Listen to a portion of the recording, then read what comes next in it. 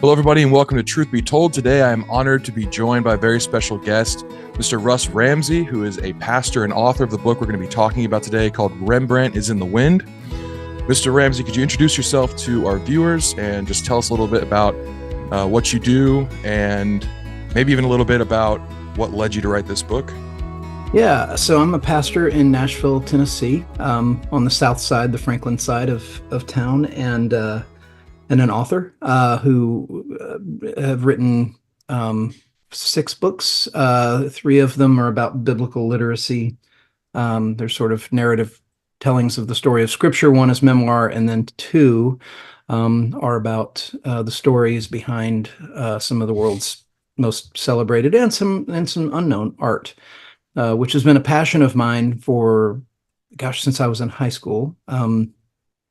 I dedicated Rembrandt is in the Wind to my middle school and high school art teachers as people who helped form in me and in their students just an ongoing love for art, and which remains very much with me to this day. So so that's what I do. I'm a husband and father and writer and pastor here in Middle Tennessee. That's great. Teachers are so incredibly important. Sometimes even I will undervalue. I look back, my favorite thing to do in the world is read, which is actually how I came across your book. So I look back at like my kindergarten teacher who taught me, and I'm like, man, I need to be so much more grateful to her, because they really do start us on paths sometimes that lead to things that are so much greater than just the first thing they teach us, Yeah, absolutely. Absolutely. So in the beginning of your book, you kind of break into this session, because essentially what you're doing in the book is you're discussing art and artists through the lens of faith, and you're telling their stories and bringing out certain theological points. And just really, if a person is Christian, they'll appreciate the art. If a person is an artist, they'll appreciate the faith. It's like you can come at this from 2 different ways, and you grow in your appreciation for either side. But in the beginning, you're talking a lot about beauty and the importance of it. And I would love if you could just maybe walk us through that topic a little bit, because I do think beauty is so important, and yet something that in some ways we overinflate and in some ways we really devalue. So could you talk about the importance of beauty, especially in a life of faith? So, for me, it really starts with this really simple idea of, if you want to know God, then you have to be somebody who engages with splendor and wonder and glory. And beauty is one of the ways that we do that. That we move into kind of the realm of the transcendent when we engage with beauty for beauty's sake. And we're really, we're the only creatures, as image bearers of God, we're the only creatures on the planet who intentionally go places simply to behold beauty, to be in its presence. And so for me, that's such a huge part of it, is that we have, in the West especially, become such a pragmatic culture where things have to have kind of an outcome, a desired outcome, in order to justify our engagement with them. And beauty defies that. We engage with beauty for the sake of engaging with beauty, and it doesn't put money in our bank accounts, it doesn't advance our careers, but it works on our souls, and it teaches us what it means to be human beings, living in a world that is filled with and reflects the glory of the one who made it all. And so for me, that's a big part of it. Is I'm in I'm a pastor in a denomination that can be rather heady sometimes, and theologically very precise, and part of a Protestant denomination where the whole Protestant Reformation, one of the things that was kind of a hallmark of the Protestant Reformation in Europe, was moving away from art, and moving away from visual representations of art for some good reasons, and other reasons that I'm just like, I sure wish we didn't do that. For me, it's a matter of trying. If you want to understand the world as it is, if you want to understand the person who made it, the one who made it as he is, and if you want to understand your own place in this world, then engaging with wonder and splendor and beauty, and leaning in with our hearts, and intentionally cultivating things like longing and desire, it is essential to being a human being as we were made. And so that's a lot of what drove me with this book was wanting to transcend the this idea that we have, which is an unfortunate thing, that to engage with art, we have to have some sort of academic credential. We need to either be art history majors or people who are willing to do a deep dive into the technical aspects of art history and art appreciation. And one of the functions of this book for me was to try to defy that for people and say it's okay if you're not an art history major. I wasn't an art history major. I'm just somebody who's been paying attention to art for 50 years, and I love it. And that's a very valid form of art criticism, is to stand in front of a painting and say, man, I love this. Or I don't get this. Right. Those are both fair things. And the way that I do that in the book is really coming at it in the most common language people speak, and that is the language of story. They're just stories. I tell the stories about these artists and their works, and they're just fascinating. Nobody has a simple story. Yeah. I think it's interesting that you connected the image of God that we all bear with the pursuit of beauty. Because so often, like you said, the Western mind, even in messages I've given in church, it's like, I'll go to, well, God gave us the ability to think and to reason. It's like, that's all true. And I think that is part of bearing the image of God. But so often with that empirical mindset, we leave out or are in danger of leaving out. We pursue beauty unlike anything else in the world, like he did when he created all things. And you talk a lot about creation at the beginning of your book. I think the ending of that chapter says something like, beauty flows through the cracks and it speaks of the glory that's beyond it. And we're made for glory, like that Mhm. overwhelming, powerful glory. I just think that is such a beautiful image Yeah. that we need to remember. If we want to be like God, that's a thing that we should pursue. It's a good thing. Yeah, I describe it in there as I call it a relic of Eden. That beauty is a relic of Eden. It's something that was there before the fall, in an uncorrupted way. And whenever we're engaging with beauty, we're engaging with something that predates the fall of mankind and humankind. And I think that's whenever we're able to do that, whenever we're engaging with something that existed before the fall, uncorrupted, is a very worthy pursuit for Mm-hmm. sure. Yeah, something that God's preserved for us. And I mean, how grateful should we be that God has, against all odds, preserved such incredible things, As a way to and know him. Yeah. right, and not even just in nature, but allowed us to kind of partake in creation as well as beings that reflect Him. I Mhm. think that's just an incredible thing. Well, so we talked a little bit about you talked about your Protestant background and how it came out of a period where the especially like the early Catholic Church was very much into these grand cathedrals, and you visit them today and they're stunning. And I Mhm. do agree we've lost something in going away from that taking pride in our work, physically speaking. Um, but there are good reasons for some of our removal from that as well. So how would you respond to a person that might have misgivings around this idea of beauty, not for any sort of Mhm. like ethereal reason, but more for a theological reason of they're looking back to a time when maybe people were too obsessed with like idol worship, or even currently we look at a world that is very image obsessed, Mhm. and we kind of mistake that for beauty. So how would you respond to a person who thinks that way? Well, it was in a lot of ways. I actually was raised Catholic, Mm-hmm. so I have a bit of a background with being in these ornate cathedral type of situations, which I absolutely love.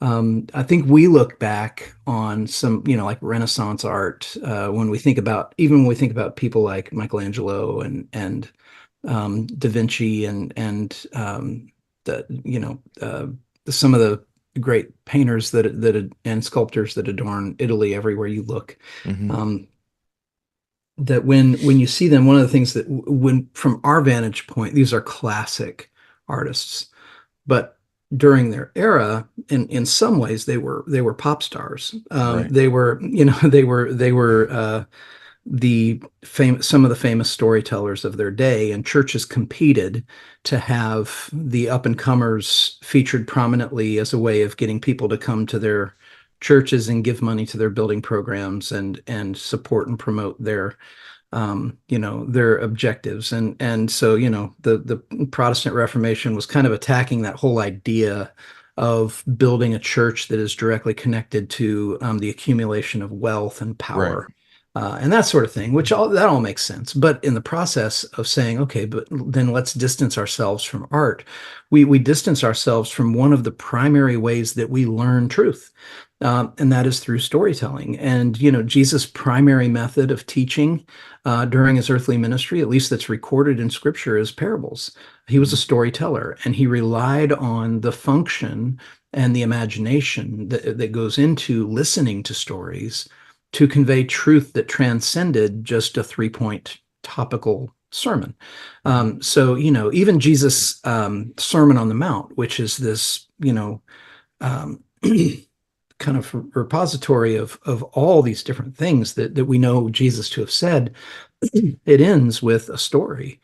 And it ends with a story that is intended to sit with the person who's hearing it and leave with them and make them kind of think about it. It ends with Jesus talking about there was a man who built his house on the rock, and the waves came and the winds blew and it stood. And then there was a man who built his house on the sand. And when all those things came, it fell with a great crash. And that was the end of the sermon. Hmm. And what he's doing is he's making you imagine the house, the sand, the man, the weather, the crash, and think about the consequences of these little decisions that we make along the way and the reasons that we make them, and how it is that we're moving through the world. And he's doing this by way of telling stories. And art is storytelling. Fundamentally, that's what it does, is it tells our story back to us. And Hmm. so, a lot of these, uh, so for example, our church right now is, we're spending a little bit of time with Caravaggio's painting The Incredulity of St. Thomas, where Jesus is guiding Thomas's finger into the wound in his side. And it's a very Right. graphic painting. And I remember seeing it as a child and thinking, I don't know if I'm allowed to see this. Like, am I supposed to see this painting? Which made me just want to study it and Yeah. understand it. But in that painting, it's not just that Caravaggio is kind of painting a picture of Thomas sticking his hand into the wounds of Christ. Caravaggio is interpreting that scene in the way that he composes his composition. And so he's making a lot of comments to us, the viewer, about this scene in the way that he puts it together. And that is one of the functions of art, is you're never just looking at a painting of something. You're looking at a message that an artist has composed in order to tell the viewer what the meaning is and the significance is behind what they're seeing. And that is a very important part of how we learn and how we grow and how we move through this world, is by hearing other people's um, responses to these fundamental truths and these basic stories. And so we're all drawn to that. That's why we go to movies. It's why we listen to songs. It's why we read books and look at art and sit around in the evenings with friends and tell stories, is because it's not just that they're funny or they're entertaining. It's that they carry significance about our meaning and our purpose for even being here. And so art is an important way for us to do that. That's different than a lot of other forms of learning and synthesizing the reality of living in this world that we're in. That's such a good point. I think that some people that might be a little more skeptical would look back at the time and think, well, I understand they weren't as literate back then. They needed these visual representations of things. And so there's a value in that regard. And you brought that out beautifully in your book, which I think I didn't fully appreciate before, just um, how purposeful a lot of these things were. But to then bring that into the modern times and say, well, I can read, so I don't really need it. But the Mm-hmm. way you explain that, like, it's not just a painting, it's a message. And it's not even a message you have to accept. It's one you Mm-hmm. dialogue with in a way. And it's the same way you do with stories with friends or Yeah. in music. Thankfully we didn't lose music over time. Like, it seems like churches, whatever direction they went, they kept music, which I'm so grateful for, because Yeah. that's a form of art that I think is so important. But you're expressing that art, like paintings and sculpting, can do a lot of the same things that we see the value in conversation and storytelling and music. So Mhm. why cut off some of it just because you don't like how someone used it once along the way? That just seems ridiculous. Yeah. Yeah. I think one of the things that I was so drawn to in writing this book, and I'm this way with music too, especially as some of my favorite musicians are in their later years now, is I really love, I'm fascinated by not just looking at a painting, but looking at a body of work. Like Yeah. what is the body of work that Rembrandt gave us, that Van Gogh gave us, that Edward Hopper gave us, who I write about in the book. Mm-hmm. It's not just I love this painting or I think this painting is interesting or this painting moves me. It's that over the course of their career, they give you a body of work like Paul Simon. Paul Simon's body of work as a songwriter is a fascinating commentary on hubris and on arrogance and on humility and on suffering, um, and the swagger that he had when he was in his 20s and the circumspection that he has now in his 70s, I guess, is really revealing when you look at the body of work as a whole. And so I'm fascinated by that because these artists and painters and sculptors that are household names, for many of them, they had long careers, and the work that they made in the beginning tells a different story than the work that they make toward the end of their lives. And one of Mm-hmm. the common threads that runs through it is suffering, is they suffer and they're broken. And so all of the things that they were kind of flexing with early sort of gives way to usually gives way to a greater simplicity and a more focused message Mm-hmm. than than what they were trying to do maybe in the beginning. Rembrandt's totally this way, where when you look at some of his earlier works when he was 24, 25 years old, it's amazing. Like it's dazzling what he was able to accomplish.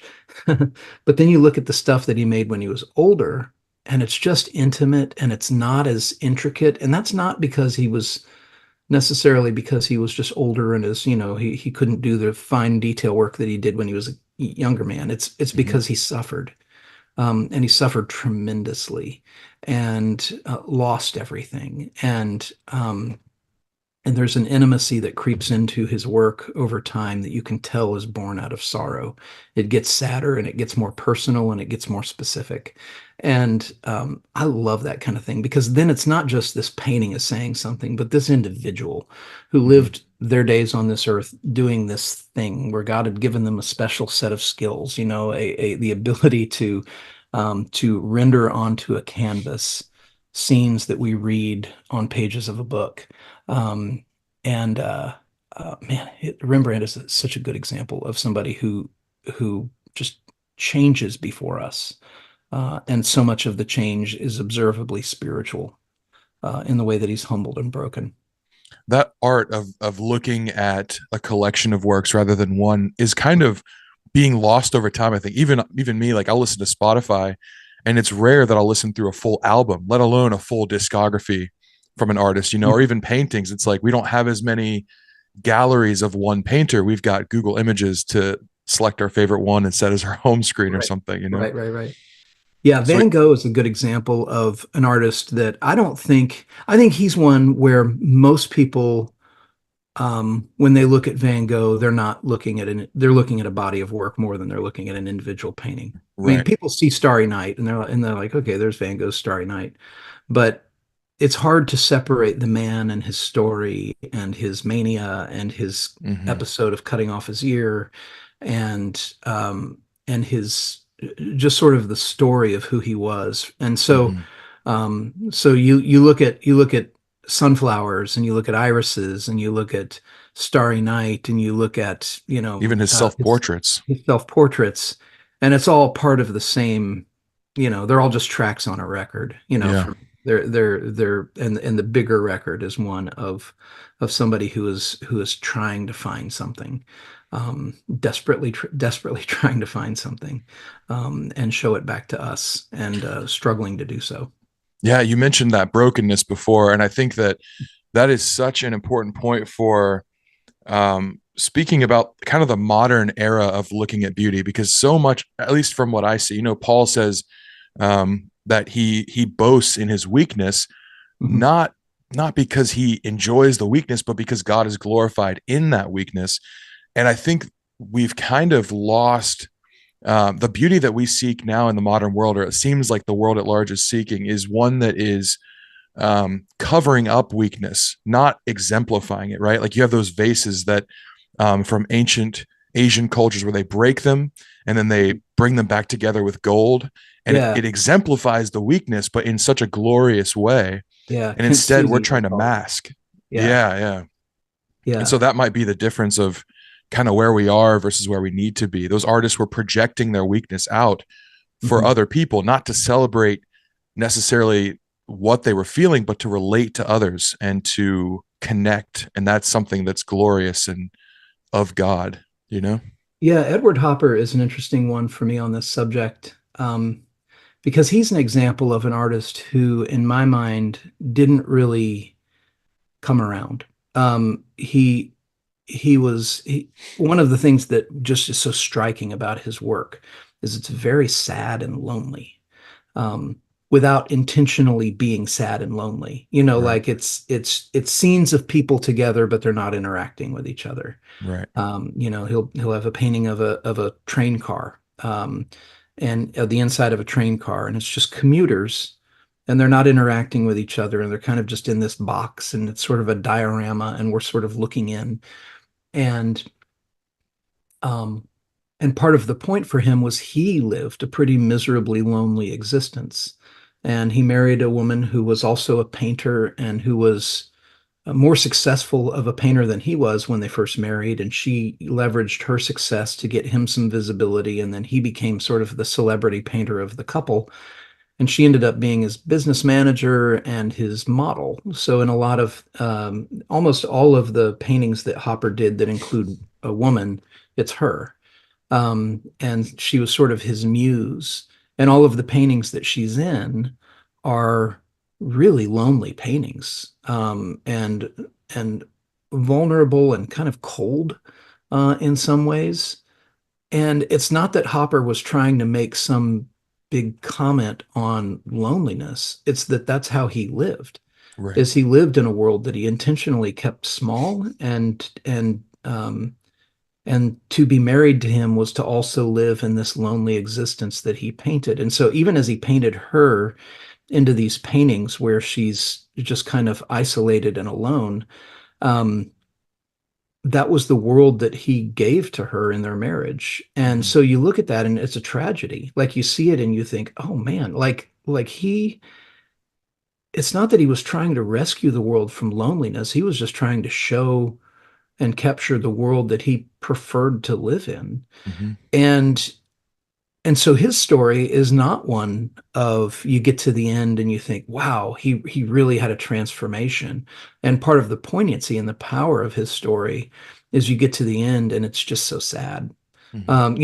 You just see it, it just rings so hollow. And his body of work testifies to it over and over and over and over again.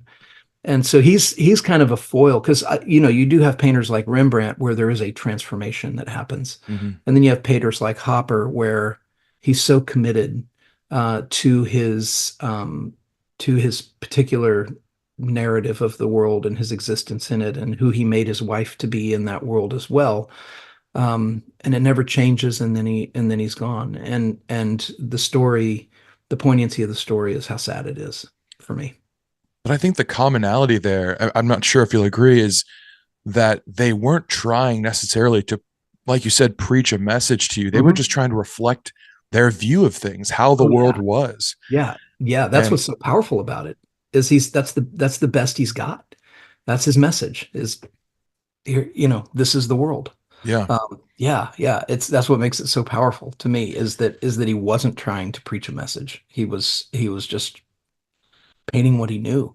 Hmm. And for human beings, we want to look at it and say, on the one hand, we absolutely relate to the loneliness. Hmm.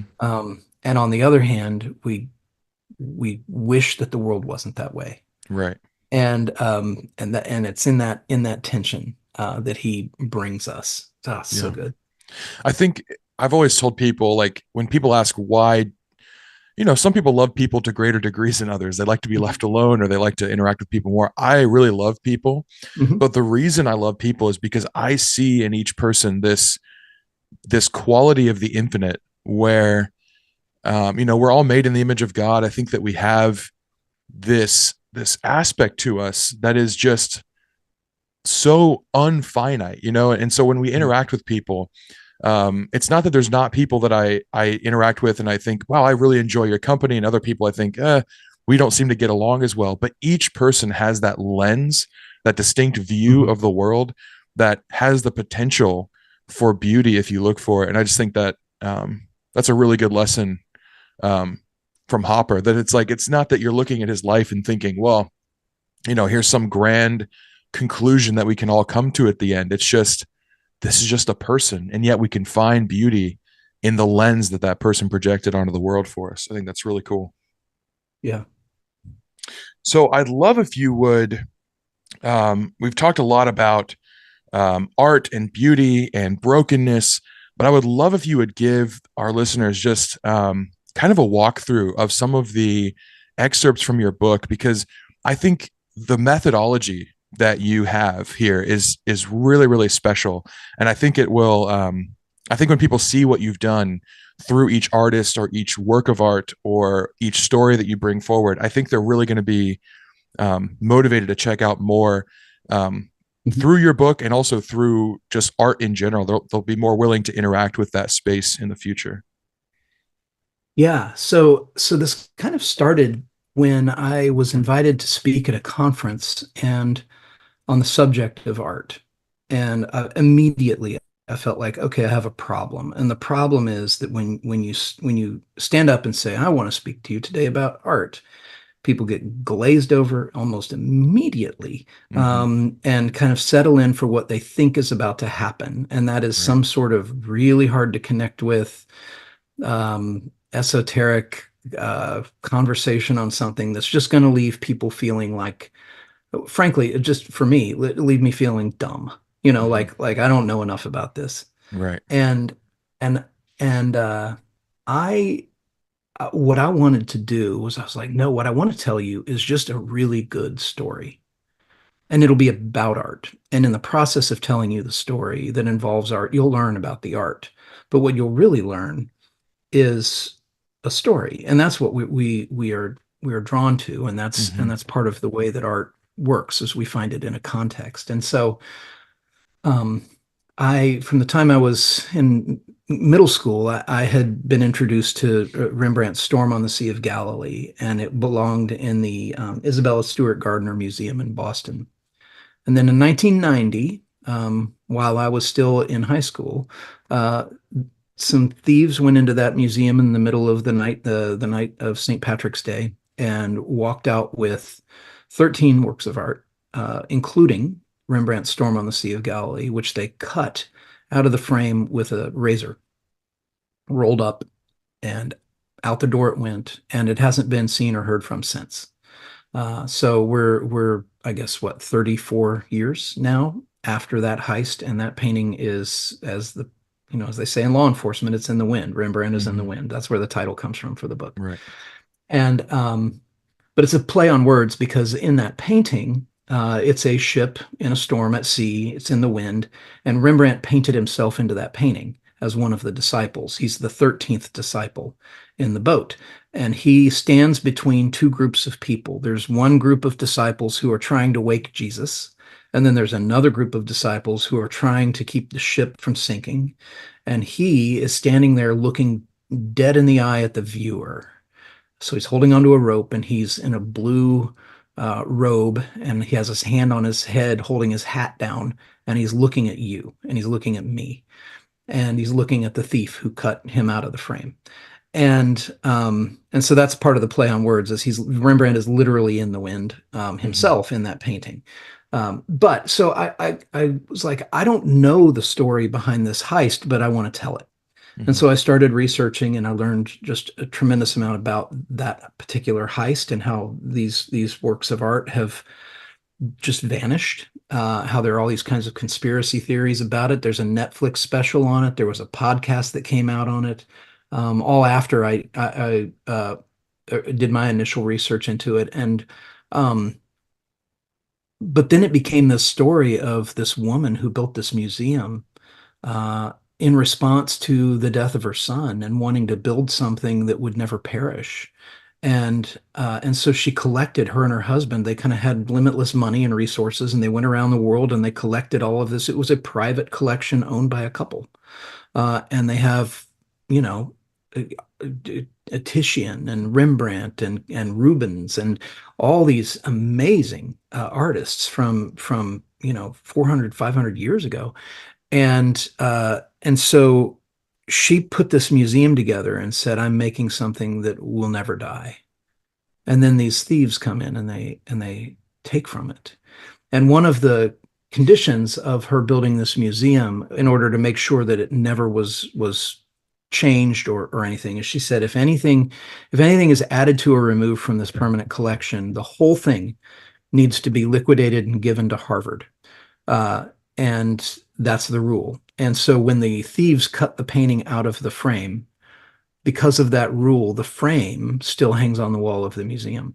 And so if you go to the Isabella Stewart Gardner Museum today, the frame that the Rembrandt painting was in is still on the wall in the same place, because to remove it would activate that clause in the trust that would liquidate the museum. And so Mm-hmm. you can go, and it's just this eerie sort of encounter with this ghost of a painting that used to be there and now is like, it's got this kind of kind of silk grayish material behind it that just looks eerily like a calm sea, like the storm is over and the ship is gone and it's just there's nothing there anymore. But those are the kinds of stories that I was like, I want to tell that story. And then when you see that Rembrandt painting, you will think of that painting not just as a fascinating painting, but you'll think of it as one of your paintings, Mm-hmm. one of the ones you know something about. Van Gogh, there's a chapter on him as well, where uh, he only sold one painting when he was alive. And people don't know that. People think, well, he must have, he probably sold a lot of paintings. We know that he struggled, but no, he just sold one while he was Mm-hmm. alive. And so I got into the story because I didn't know the story. I just knew that he had just sold this one. It's called The Red Vineyard, and it's now in Moscow. So if you want to go see it, you got to get into Russia. But so good luck. But it's this beautiful scene that I've always been drawn to, and it's just interesting. It's color because it's a lot of red and yellow, and not a lot of blue, which is his most common color Yeah. treatment. But the story behind it is the story of. It's such a great story about Van Gogh as we know him, as somebody who was striving and working so hard, and the output of his painting. Like in researching that, you see the volume of paintings he was churning out in the last few years of his life, and in the last 3 months before he died, he was averaging one completed canvas a day for 3 months without fail, Wow. and it's manic. It's like the kind of thing that nobody could do. Yeah, it was a painting a day on average. And so you And still start to not see that selling. story kind of come. What's that? And still not selling. I mean, it's like And this still not need to selling. Yeah, continue yeah, to yeah. create. Yeah, but also being right on the verge of becoming a household name. Mm-hmm. And he didn't live to see it. Within a year or two of his passing, he There were retrospectives on his work all over Europe, and he by the end of the century, he died in 1890. By the end of the century, he was globally famous. Now, you could argue some of that is because he died, but there's no denying his work. Like there's Right. just no denying Van Gogh's work. Children see Van Gogh paintings and they tell you it's sad. Hmm. Like, and they, well, how do they know that? You know, like they're looking at a painting of a bridge and they're Right. like, that's a sad painting.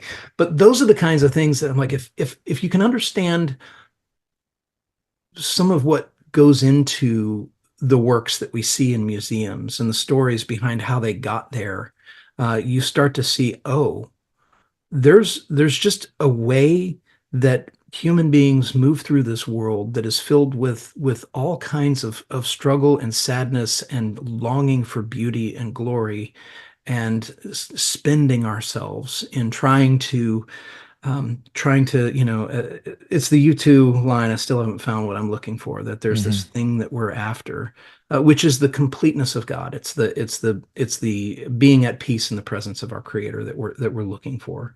Mm. And so as we start to get into those stories, though, that's what the book is. It's those stories.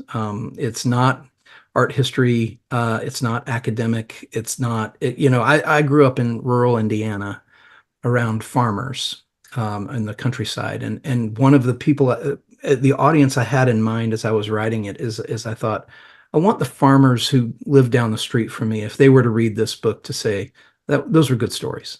Hmm. Um, and because farmers are not people who, at least that I grew up with, were not necessarily people who were spending a lot of time in art history, studying art history, but they were also very salt of the earth, focused on things that mattered, um, storytelling people, people who were keepers of stories, and Hmm. understood that there was beauty even in the work that they did. There was this combination of beauty in their toil, and so I tried to keep them in mind as a way of making sure that I wasn't just that I wasn't going to be writing for academics and I wasn't going to be writing for art snobs, but I was trying to write something for anybody who loves a good story. These Hmm. just happen to be about art.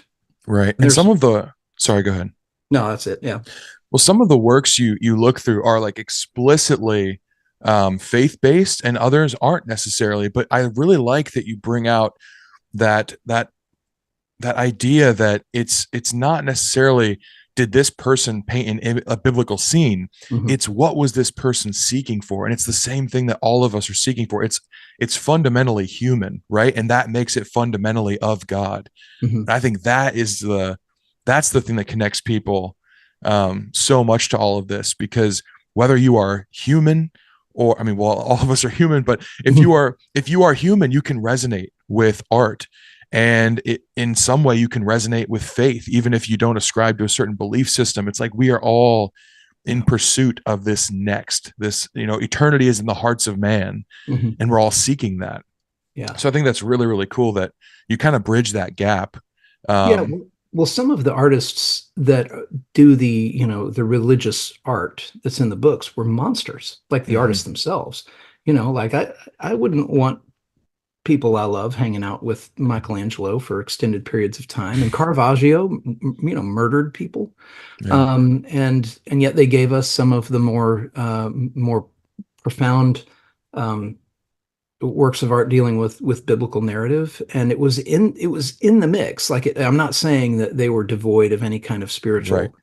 But I think what's interesting is but Edward Hopper, for example, who's a person who had no interest at all in organized religion of any kind, Mhm, um, left us with a body of work that communicates a lot of things that are profoundly true about the human condition, um, in ways that he wasn't intending to communicate Christian truth, but all truth is God's truth, and the truth he was conveying is that we were made to be people who live in community and find fulfillment in being connected to other people without ever mhm, having to measure our lives by what we achieve, right. and and yet we give ourselves often to those pursuits instead Yeah. of trusting in the safety and the intentionality of community. And so Yeah, so it's interesting because a lot of the biblical art that we have, the people who made it, it's that adage that you want to be careful about meeting your heroes, like Hmm.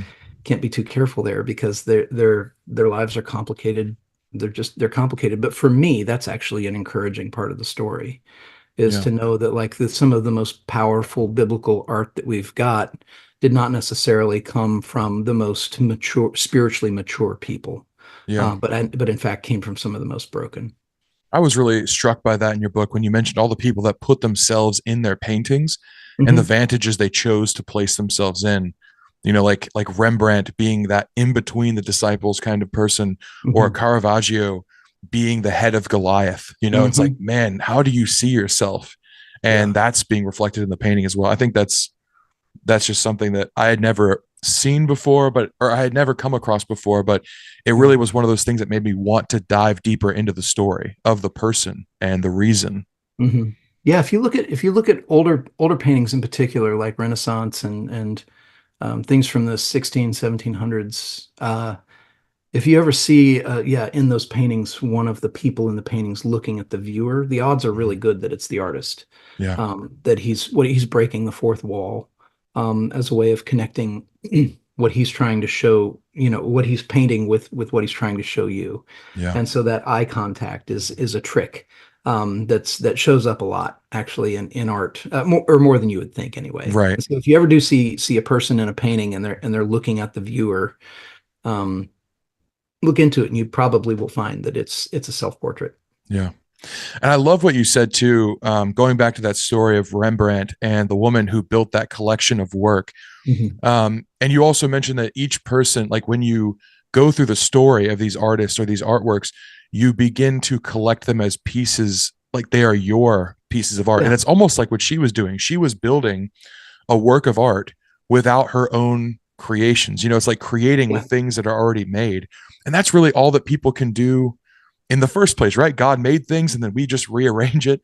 So Hmm. there's nothing wrong with that. But I think people that feel that they can't make art don't feel as if they can really appreciate it. And yet you're adding to your collection. You're almost building your own composition, your own body of work, just using other people's materials. I think that's so cool. Yeah. Yeah. And she was pretty overt about that her museum was her work of art. Yeah. Which, I mean, yeah. So do you have any I'll just ask one more question then we'll wrap things up. Do you have any advice for people that um they like this idea, they're hearing what's being said, they think, yeah, I'd love to look into the stories, but you go to an art museum and you might be just overwhelmed. I mean, I've taken people to Mhm. different art museums in my time and they don't really know where to start, and so they just kind of walk along, they see something they like and they think, that's nice, I can see the beauty of it, but I don't really know how to Mhm. appreciate what's around me. Do you have any advice for those people? I do, yes. And this is advice that was given to me by my art teachers and my art teacher in high school in particular. And I love to share this advice because it's borne itself out in my own life. She told us when we were 15-year-olds, she said, if you want to have a lifelong appreciation of art, find an artist that you like, that you connect with for whatever reason, and then just get to know them over the rest of your life. Mm. And so, if you like Van Gogh, pay attention to Van Gogh. And when you go to an art museum, go find him. And that's my advice for people visiting art museums is do not attempt to take in the art museum. Go find what you like and start there. And because it's sort of like a phone battery when you go into an art museum where it's just draining, Right. as you're taking things in, and eventually you're going to just be completely out of juice. Yeah. Um, and I call it getting museum feet, where it feels like your feet are just kind of in blocks of concrete at a certain point. It's because we're whole people. We're made to engage with beauty and splendor. And when you go into an art museum, you are engaging viscerally, and not just intellectually with art if you start to look at it at all. And it's an involuntary reaction. It's part of how we're wired, is we're trying to take in things that are profound and meaningful and have in one way or another been deemed worthy enough to hang on the wall of an art museum in a city. and to be preserved in that way. And so you're stepping into something that's going to just assault your senses. Hmm. And so my advice is go find your friends. Go find the people that you know that you're interested in. And what my teacher said, she said that they will introduce you to their colleagues. They will introduce you to their inspirations. Right. They will introduce you to the people who painted next door to them. And so when you go to visit the Impressionists, and you go to see Van Gogh, with the post-impressionists, they're all going to be hanging out together. And so Right. you'll see Van Gogh and you'll say, "Oh," and you'll read the little plaque next to him, and it'll mention how he was thinking about Monet. And Monet's just right there. And so then you'll look at Monet, and Van Gogh's introducing you to Monet. And then one of the things that you'll see is that Van Gogh was deeply inspired by Rembrandt. Rembrandt's down the hall. And so you'll go down the hall and you'll see Rembrandt and you'll be like, "Oh, okay, I understand that Rembrandt now is an artist that Van Gogh admired, and a lot of his use of light and dark kind of informed how Van Gogh thought about the application of paint." And then what will Rembrandt do? Well, he'll introduce you around to Vermeer and other painters who are Dutch, Hmm. because that's what Van Gogh and Rembrandt have in common, as one of the things. And so that was the approach: is just read the little plaques on the wall next to the painting. They're called tombstones. Read the tombstones, and then just do this for the rest of your life, and you'll never run out of things to learn, and it'll be just this wonder. But the way that you learn when you do that is what you're learning is a story. Right. So you're kind of defying the art appreciation angle of, well, you have to understand technique and application and symbolism and all that stuff. And in fact, what you'll do is you'll learn about the technique and the symbolism and all that as you learn about the story, and Right. as you learn about the relationships, and as you learn about why they painted what they painted and what they had to say about the paintings and what other people had to say about the paintings. And so that's my advice: is when you go to an art museum, find the room where the person or people that you know are in, and go there first, Hmm. and spend the energy that you've got taking in the things that you want to see. And as you walk to that room, you will pass things that will catch your eye, and you will say, "Oh, there's a room of armor, like suits of armor and weaponry from the medieval times. I'd love to go back and check that out." Hmm. And that's a different flavor. It's a different flavor on the flavor wheel. Sure. But that's what I would say. And Hmm. if you do that, just know you don't have to take it in. It's a very American idea to think that we should take in an art museum in an afternoon. Yeah. It's kind of silly. There are paintings in that museum that will take you 6 months of visiting every day just to take the painting in. Yeah. So give yourself the grace to say, "I'm here to learn and to visit a friend," and they may introduce me to another friend, and then what you build is you build your own kind of collection, paintings that Yeah. you see and you look at and you think that's one of mine, and you carry those around with you like you do songs. Yeah, that's so good. It's like rather than forcing yourself to appreciate everything, Yeah, find what you appreciate and then your appreciation will grow. yeah, Because, so often in the art world or in anything creative at all, we do have this strange mindset about it. Like I'll ask people, well, do you paint? And they'll say, no, no, I don't paint. But if I were to ask a person, well, do you ride a bike? Like they would never compare themselves to like a world famous Tour de France champion and say, no, no, no, right, I don't ride a bike. It's like, yes, you do ride a bike, right? But they want to right, compare themselves. And we do the same thing with knowledge. We look at this whole vast world of creative processes and techniques and bodies of work and artists, and we think, it's just too much. I don't get into it. It's like, well, no, did you find something beautiful? hmm Start there and yeah. then, it grows from there. That's a really good point. My friend Andrew talks about how we want to divvy up the world into creatives and non-creatives, and the truth Yeah. is we're all creative because we're made in the image of God, who is by definition a creator. Right. He made us. And so to banish the idea of, well, I'm not a creative. Oh yeah, you are. Yeah. For some people, their creativity comes through in cooking. It comes through in how they parent a child, how they arrange furniture in a room, how they care for friendships. Mm. That there's artistry. And we're all artists. We're all artists with different things, and some people are artists with numbers, and Yeah. that's their realm, and find beauty in spreadsheets, and I'm mystified by that, and yet Yeah. so grateful for it as well. But yeah, I think if we can allow ourselves to understand that I love that image. I've never heard that before. I can ride a bike. That's such a good. I like that. That's really good. Is that we could do that with creativity and say, well, I am a creative person by definition of being a person. I just want to say thank you so much for joining us. We really appreciate your time. And I want to ask for our viewers, where can they find more of your stuff? Where would you direct them to support you and just find out more about all the things we've talked about today? Yeah, all of my books are on Amazon, and you can go to the Rabbit Room as well if you're familiar with the Rabbit Room, rabbitroom.com. You can get my stuff there as well. Really anywhere that sells books, you can find my work. The I do have another volume of chapters about art that comes out in October of this year. Okay.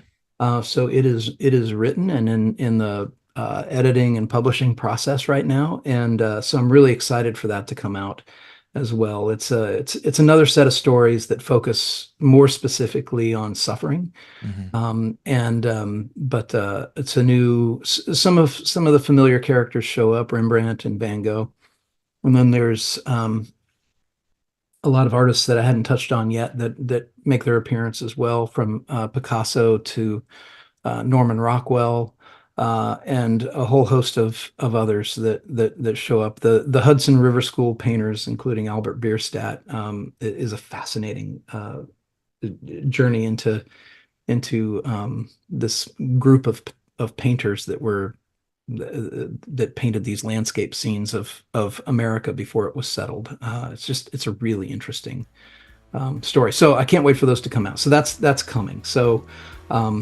yeah, and I'm just always really grateful and appreciative for anybody who reaches out on social media. I'm on Instagram and Facebook and Twitter, mostly on Instagram, and but yeah, I appreciate anybody who wants to check it out.